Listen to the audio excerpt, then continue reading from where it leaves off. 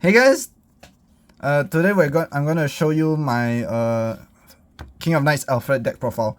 Considering now the new support is out and I have tested it and it fixes so many problems of the deck that I didn't know like could be fixed in the way that Bushiroad did. But I gotta tell you, this changed my perspective on Alfred. First, I'll show you the right line first. First, energy generator, Vanguard Brave, Marin, a Blaster Blade, and then of course King of Knights Alfred. So other than the energy generator, which I believe you all know, you basically gain energy. It's just a generic resource that every deck has, doesn't matter, don't bother. Vanguard Brave is a Royal Paladin, which matters, so keep that in mind, technically. Anyway, so when it's rolled upon, you if you go second, you draw a card. It's your typical starter that you've come to know and love. But Marin reference is old skills and gives you new ones. First, when it's rolled upon by a grade 2 blaster, you can top 7 for a blaster, grade 2 blaster, and add it to your hand. If you fail to, you may call a Vanguard Brave from your soul to the rearguard circle. So it references the Forerunner skill that it had. The second skill doesn't matter at all because you can't really do much about it in this deck, in this build at least. But basically, if you have let's see here, if you have 3 or more rear guards, this gain basically 2000 power, which is, you never use it anyway, so you don't care. Next, of course, to ride a grade 2 blaster, you need to have one. We are riding a Blaster Blade. Like in the set of the Alfred, of course, you had the reprinter of this without the 10th anniversary, but because, as you know, I own the MLB beforehand, I do have the 10th anniversary, so we're gonna play that because it's nicer.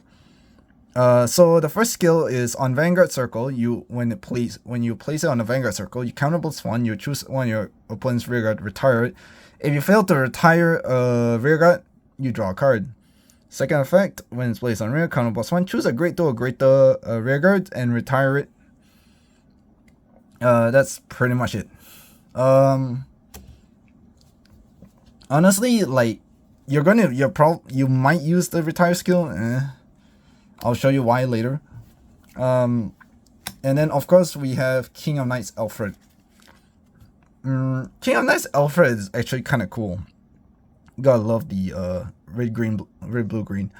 Anyway, the first skill is, if you don't know, it's your typical Alfred skill but buffed. Basically, A, it cannot boost. B, it gains 2000 power inherently for every rear guard you have, and if you gain 8000 or more, it gains a crit if your opponent is a grade 3. Pretty cool. So it cannot boost. It means your back row center is empty, but now you do have a slot for that, so don't worry. And the 8000 isn't a particularly high bar anymore. So anyway, the second effect is Energy Blast 3. You search your deck for one Royal Paladin, place it onto a rearguard circle, a grade 3 or below Royal Paladin unit, call it onto the rearguard circle, and reduce the auto ability of that unit by 1 counter blast, which is actually very useful because this deck can be counter blast heavy. Although in most cases I found to be more lax thanks to the new support, which I can't wait to show you. When this unit is, then that's the act ability. The auto ability is when this unit attack, you come +1. You stand one of your Royal Paladin rear guards. If your opponent is grade 3 or greater, you stand 2 instead. So you get, basically you can stand a column of Royal Paladin if your opponent is grade 3, or you can stand 2, which you usually do to create 5 attacks. So yeah, 1 counter blast for 5 attacks. Bushi, thank you. I've been like I mean, I always dreamt of this day. I always thought of this day. I've been talking about it, and people were like, maybe Bushi won't do it. Maybe they'll give you something else. Nope, they gave me this. And as a boss unit, it is amazing. The supports, on the other hand, was left to be designed until recently, so I can't wait to show you why. So, moving the right line along.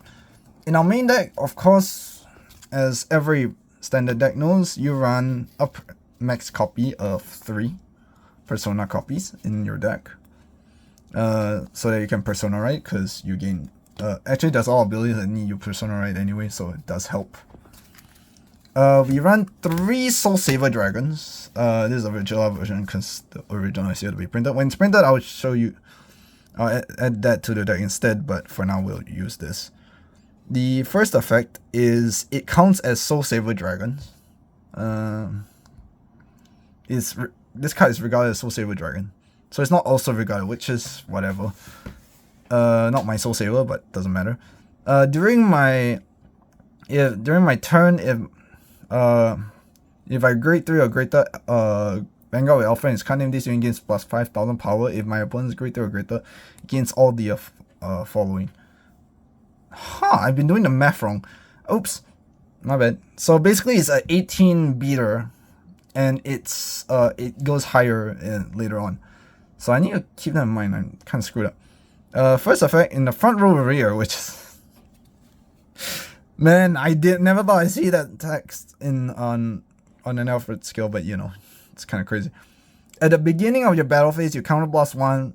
Choose 3 of your units, they gain 5,000 power. If you persona, choose all your units instead of 3. So you basically give 10,000 power to a column, to 2 columns, which is insane. And notice it says units. So Alfred does gain the power. Keep that in mind, it's quite insane. Since Alfred cannot be boosted, it actually matters. Second effect is when this unit attacks, it is stood by your Vanguard's ability. If no drive check will perform by your Rearguards. So +1 King of Knights Alfred and then set the drive to 1 and it performs drive check. Yeah, it's the reason why we run 3 is because it's a finisher. It's not your main call, but it's late game, so you don't want to damage check and cry about it. We run 3 because it's also Royal Paladin. See? Royal Paladin, if camera can focus. Royal Paladin. So they're all Royal Paladin clans, of course, because it's Alfred. Our last grade 3 units of the deck is our 4 copies of Gensalot. Gens Revolution, guys. The skill is very simple. First effect is a continuous. The continuous is if my Vanguard is a Royal Paladin clan and is only from Royal Paladin clan and I have no cards in G-Zone, this gets all the following. Bushi, why is this an anti-stride card? Give it to me! Why? Give Premium this shit, man! Whatever. This would have been the support that I would have loved, but oh well.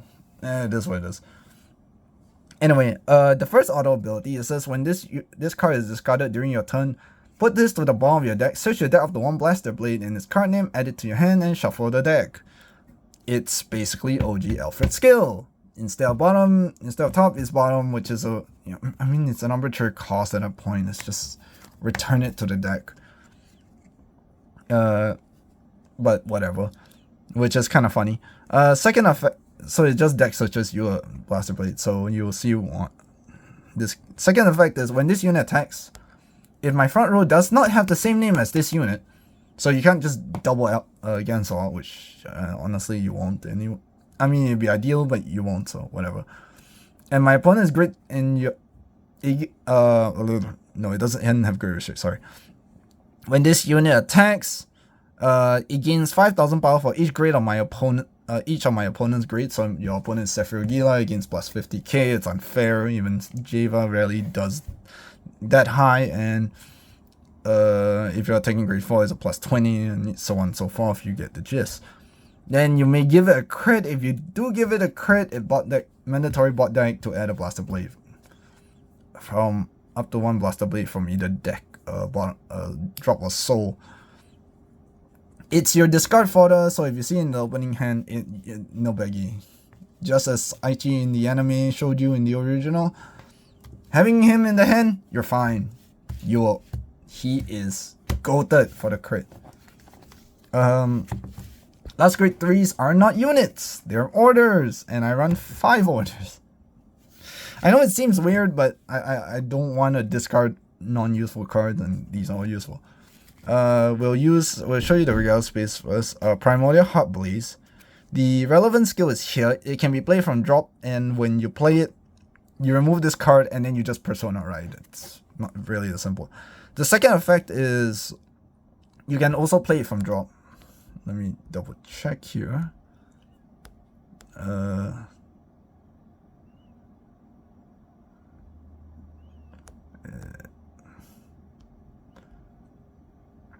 If your vanguard if you have a vanguard and you did not ride this turn, remove this card and activate persona ride. Until the end of the turn, you cannot ride. So this doesn't work in MLB, so you won't see an MLB. I've grown to not like it in MLB anyway. But basically, it just lets you persona ride. And since it's in drop, it's just you remove it and then you just draw a card. It's pretty sick. Second effect is for strike decks. Basically, you can use this as a cards for strike by removing it. And then you can just counter charge. It's actually quite simple. Anyway, let's get to a fun one. Nebula Night Order. Okay, this one's kind of funky. Like, I bought it, so no problem for me. But like, I know you guys might have. I don't have cheap alternatives because Alfred is a high investment deck in my opinion. I spent a lot of money on this deck. That's all I've got to say. Nebula Night Order. Every deck builds around this nowadays. Basically, the relevant skill is this. You can play it from drop. When you play it, it binds itself. You look at top 7, you call a unit. That's it. It's because it's a discard fodder, so you can always discard this for ride, and it's free. It doesn't cost a counterblast to play, nothing. This counterblast cost is for Nebula Knight. Don't worry about it, don't care, nobody plays it. For Nebula Knight probably runs it, but nobody cares. If you're curious, basically if you're Nebula Knight, you counterblast 1, look at top 3 cards of your deck, choose up to 1 card among them, put it to your hand, choose a card among them and put it at top deck and discard the rest, and if your opponent's greater or greater, you choose 2 of your gets plus 5k power, which actually sounds very weak for dedicated support. What the hell? Wishy, what the hell was that? Is that card effect for a counterblast? What the heck? You might as well just use the top 7. Like, that's expensive. Anyway, moving on. We'll move on from these grade 3s. We don't need to know about them anymore. We're good. We run 3 more Blaster Blade in the main deck. After all, what's the point of discarding the Surge if you don't have Blaster Blades to add to hand? So we're adding Blaster Blade. You've seen it. I've told you. Basically on place, counter blast, retire rearguard. Woohoo! You'll see. Most of the time you just discard this as ditch fodder on turn 3. So you ditch this if you have a Gensler in hand. So you call it and then you add it back from drop. Gensler bomb deck itself anyway, so it never touch drop, so Prison can cry about it. So that's 3 Blaster Blades. We run 4 of my headaches because you English players don't have this, and I don't know how to live in a world where this doesn't exist, because this is hilarious to play. Basically, it's Skeleton. It just says it can be regarded as Knights of Silence Skeleton. When this unit is placed on rearguard, you basically can energy blast 3 if your vanguard is only from Royal Paladin. If not, you counterblast 1 and then you draw a card. Yes. And surprisingly enough, due to how this deck works now, you sometimes will end up proccing this energy more frequently than you think, which is weird considering, you know, Alfred calls from drop, kills from deck, but you know, more you know, I guess. Second effect is when this unit is stood by your vanguard with Alfred ability and you persona ride this turn, counterblast 1, and when it's attacked and if it's stood by Alfred's ability, you counterblast 1, and your opponent cannot activate auto abilities for this battle. So basically you can resolve but you can't activate. So on attack effects activate because they trigger, but more like they can resolve because they activate, but then this activates, then they resolve, and then nothing else can resolve. So for example, like Vase Root, where they have to call a card to bottom deck of it, that doesn't work anymore. It disabled. basically anything during God Step generally cannot activate. So other auto abilities are like PGs, your Discordy or Energy Cyclers. Those cannot activate, so they can cry wolf or whatever. I don't care at that point. Just kill them. Anyway, this second auto ability, I forgot to tell you guys. When this unit attacks, if your opponent is grade 3 or greater, oops, don't cover the camera. Let me, when this unit attacks a grade 3 or greater unit, it gains 5,000 power, and until the end of the battle, if it has 4 more units, if you have 4 more units, get plus 10 instead. So basically, if your Alfred has 8,000 power, this gets 10 of that power. Quite fun. Numbers are disgusting. We only run these grade 2s actually. I know it's not a lot. It's 7 grade 2s. It's criminal, but oh well, because you know, Gensela is another 4 copies of grade 2s, so not too bad. Yeah. That's the grade 2s for you. Next for the grade 1s. We run 4 copies of Cocoa. Divine Sister Cocoa. As usual, the continuous effect basically means you can't play in stride decks. Sucks. Second effect, obviously, if you, and it can only be used if your vanguard has a clan, so it's an encounter support. It was a pain to get this. I finally got around to playing this, and it only works in 2 of my 3 decks. Okay, to be fair, it's not that ridiculous considering it's Phantom Blaster Overlord, Majesty Lord Blaster, and Alfred, and it just doesn't work in Majesty Lord Blaster, which is like fine, I guess.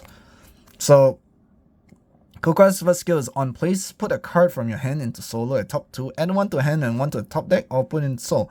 If it's put in the soul, it gains an additional 5,000 power. That's all it does, but it generates your soul.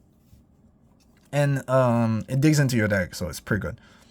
Second effect is basically if your opponent is greater or greater and your opponent checks a trigger, it gains plus 10,000 power and 10,000 shield. It's a way to get higher numbers if your opponent checks a defensive. Oh, good, they don't have it. Yay! That's Cocoa for your early game. And then we run 8 grade 2s. I'm starting to see a pattern with this deck. It's weird because I never had booster issues. I don't know why. This one, let me check the name for you guys so I can get this right. Knight of Restoration, Augustians. I can't read the name. Basically, it's Knight of Restoration. This one you can play in any Royal Paladin deck, so that's cool, but not really. Because Bushy is really funny and annoying. Oh god. Hopefully they give you an Alfred Stride, and if they give you a Stride deck, or...